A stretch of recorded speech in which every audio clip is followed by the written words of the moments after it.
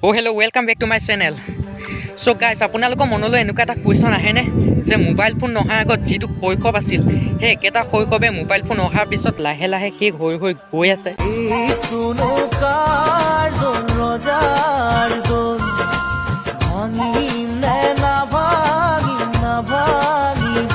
হয়, আগৰ শৈশৱটো অলপ বেলেগ আছিল। মাৰ্বল খেলৰ পৰা আদি কৰি চেংগুটিলৈকে বহুত খেল আছিল। কিন্তু আজি প্ৰজন্মইতো মাৰ্বল চিনিয়ে নাপায়, আৰু যদি চিনি পায়ো খেলিব নাজানে। ঢকুৱা গাড়ীৰ পৰা গছপাতৰ পইচালৈকে এটা সুকীয়া অনুভৱ আছিল, কিন্তু আজি সেই সুকীয়া অনুভৱটো নাই।